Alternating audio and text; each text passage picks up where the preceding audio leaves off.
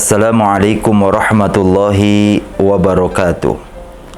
Alhamdulillahilladzi an'ama alaina bi ni'matil imani wal islam. Allahumma shalli wa sallim wa barik ala sayyidina Muhammadin wa ala alihi wa sahbihi ajma'in, amma ba'du. Para pemirsa dimanapun Anda berada, berangkat dari firman Allah subhanahu wa ta'ala yang tertulis di dalam surah An-Nisa ayat 147. Ma yaf'alullahu bi'adzabikum in syakartum wa amantum. Allah tidak akan menurunkan murkanya. Allah tidak akan memberikan azab. Allah tidak akan berikan kepada kita musibah malapetaka apapun bentuk dan warnanya, dengan catatan in syakartum wa amantum, syukur dan beriman kepada Allah subhanahu wa ta'ala. Jadi dengan kita bersyukur dan beriman kepada Allah, itu akan menjadi penghalang, penolak dari murka azab yang akan Allah berikan. Azab murka di dunia, lebih-lebih lagi nanti di alam akhirat. Yang pertama adalah syukur. Apa itu syukur? Syukur itu adalah menempatkan nikmat pada tempatnya. Banyak orang lain yang tidak bisa melihat, tetapi sanggup dan mampu menjadikan dia orang-orang yang penghafal Al-Quran.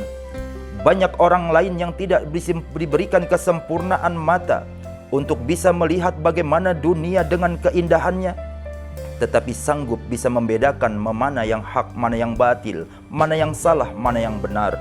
Banyak pun orang yang tidak bisa memandang dan menatap huruf-huruf Al-Quran, tetapi berapa banyak dari antara mereka yang sanggup menjadi penghafal Al-Quran. Kita sampai saat ini diberikan kedua belah mata yang begitu lengkap dan sempurna, bisa membedakan bagaimana keindahan dunia beserta isinya, tetapi sampai saat ini pun mata ini tidak sanggup bisa memandang Al-Quran, apalagi sampai membaca dan menghafalnya. Banyak orang lain tidak diberikan kedua belah tangan, tetapi sanggup menjadikannya orang-orang yang dermawan, sanggup dan mampu menjadikannya orang-orang yang memiliki rasa empati di tengah-tengah kehidupan bermasyarakat, memiliki rasa kepedulian sosial yang begitu tinggi. Ia sedekahkan, ia infakkan, ia zakatkan, bahkan ia keluarkan sebagian hartanya di jalan Allah, padahal Allah tidak berikan dia kesempurnaan kedua belah tangan.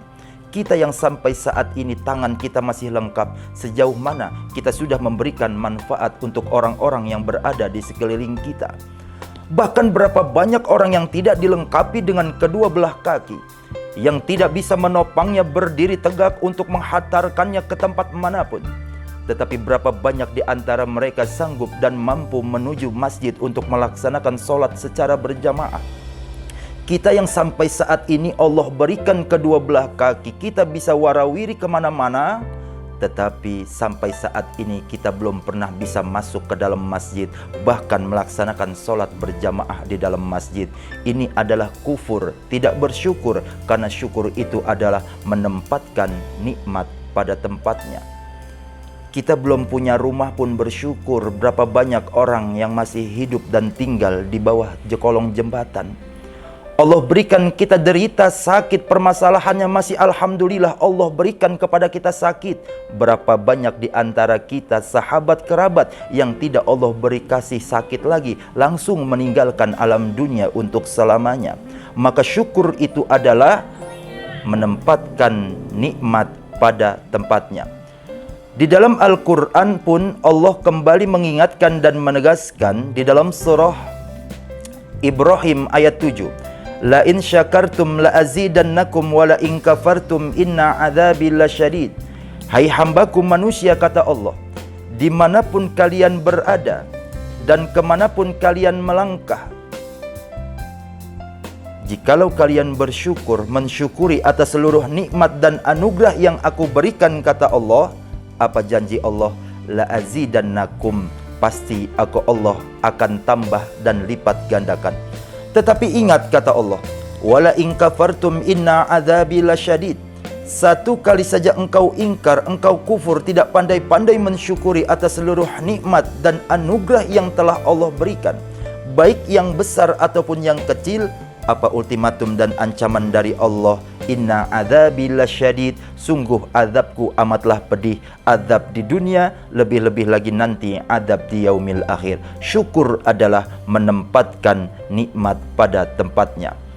Yang kedua, yang menjadi faktor penolak malapetaka, musibah, bencana, murka dan azab Allah adalah iman. Beriman kita kepada Allah, bahwa iman itu bukan hanya menjadi pemanis bibir belaka, tetapi iman itu harus dikemas dengan amal ibadah, perbuatan baik yang kita kerjakan ketika kita hidup di alam dunia. Kita warnai setiap hari tingkah laku, perbuatan, aktivitas kita yang kita kerjakan dan lakukan didasari dengan nilai keimanan dan ketakwaan kepada Allah Subhanahu wa ta'ala. Jangan hanya kita menjadi orang-orang berkata saya rindu untuk masuk ke dalam surga. Tetapi ingat, surga tidak hanya dimasuki oleh mereka orang-orang yang hanya berkata rindu saja tanpa ada aktivitas keimanan dan ketakwaan yang ia kerjakan dan lakukan kepada Allah Subhanahu wa ta'ala. Banyak kita yang rindu untuk masuk ke dalam surga, tetapi aktivitas perbuatan tidak banyak yang kita kerjakan dan lakukan yang mencerminkan, yang mencontohkan sebagai orang-orang yang ahli surga. Semoga kita semua Allah berikan kesehatan secara fisik dan sehat fisik, jasmani dan rohani. Allah jadikan orang-orang yang pandai mensyukuri atas seluruh nikmat dan anugerah yang Allah berikan.